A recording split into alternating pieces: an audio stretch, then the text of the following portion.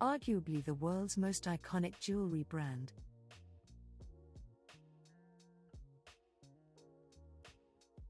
The history of Tiffany dates back to 1837 when 25-year-old Charles Louis Tiffany and his friend John B. Young opened a small stationery and fancy goods store in New York City with the help of a $1,000 contribution from Charles' father.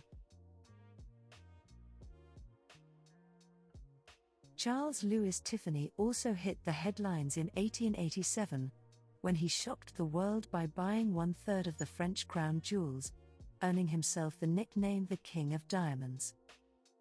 After he passed away in 1902, Charles' son, Louis Comfort Tiffany, became the company's first official design director.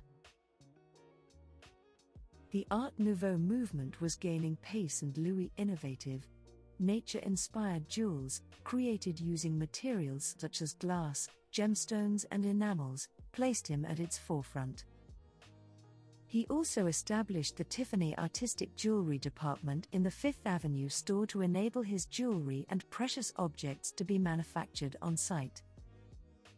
Throughout its history, Tiffany has not only dazzled the world with breathtakingly brilliant diamonds, but also introduced us to a stunning selection of previously unknown colored gemstones.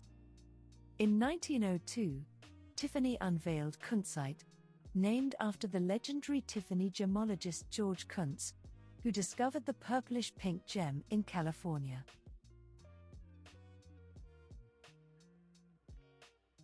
Tiffany also unearthed Morganite in Madagascar in 1910, and named it in honor of one of its most loyal customers, banking tycoon John Pierpont Morgan.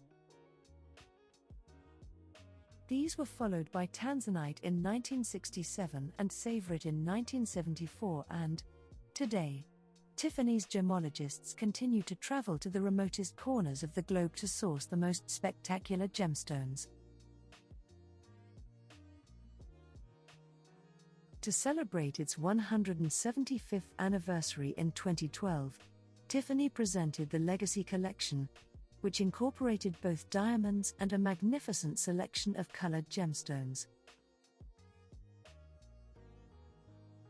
The impressive lineup of spectacular creations included a one-of-a-kind necklace set with a cushion-shaped 175.72-count Morganite, and a velvety blue Tanzanite ring featuring an intricate diamond openwork design. The name Tiffany and Company has been synonymous with romance, proposals and marriage since 1886, when it unveiled the Tiffany Setting.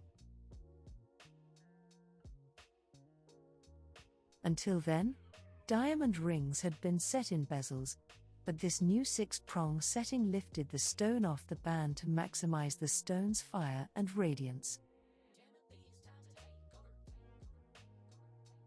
Not only did the Tiffany setting revolutionize the engagement ring market, it also turned the American jeweler into the premier destination for couples embarking on married life.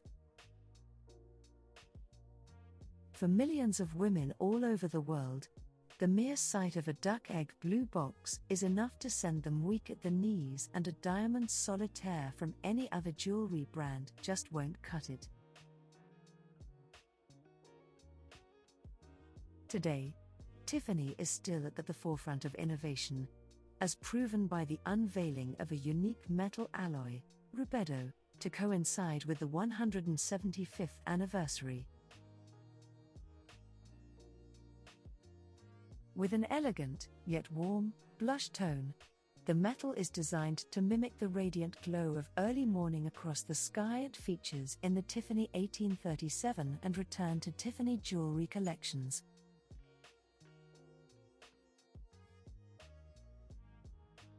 Throughout the history of Tiffany, the brand has worked with visionary jewelry designers, including Elsa Peretti, Paloma Picasso, and Jean Schlumberger, who is renowned for his layered enamel. For more than 40 years, the open heart necklace by Elsa Peretti has been the gift of choice to mark milestones such as an 18th or 21st birthday, or a graduation. Unlike many other jewelers, Tiffany has succeeded in tapping into the entry-level market with its affordable silver collections without diluting the air of exclusivity that continues to attract its high-end customers. The jewelry collections that continue to enthrall women of all ages are almost too many to mention, ranging from the delicate diamond set Victoria collection to the bold lines and Roman numerals that characterize the Atlas collection, and the timeless Metro collection with its rows of neatly lined-up diamonds.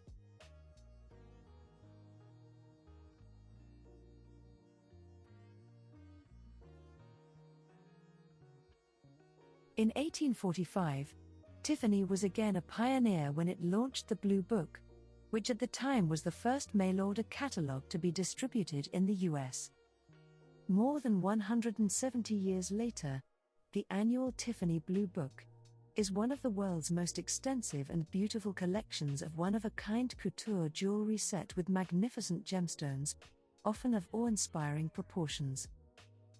Showcasing the brand's most spectacular pieces, the book has evolved from line drawings to glossy photographs and, for today's tech-savvy generation, it is also accompanied by a digital version.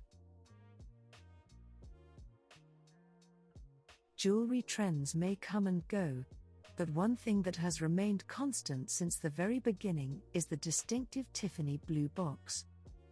Widely regarded as the most recognizable and coveted packaging in the world, the color, box and white satin ribbon are all trademarked, as is the term Tiffany Blue Box.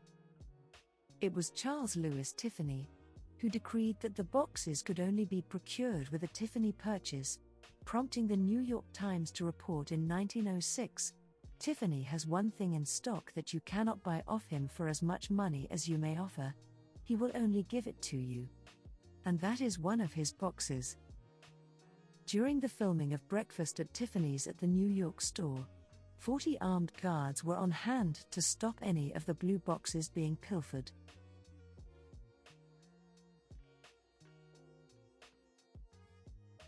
Today, Tiffany has more than 300 stores and employs 12,200 people across the world. Since 2013, Francesca Amfiteatrov has been at the creative helm and, as the first female design director, she is credited with taking Tiffany in a fresh new direction while still retaining the essence of the iconic brand. The Tiffany T collection unveiled last year features a minimalistic design with graphic angles and clean lines that are reminiscent of the sleek architecture of New York City.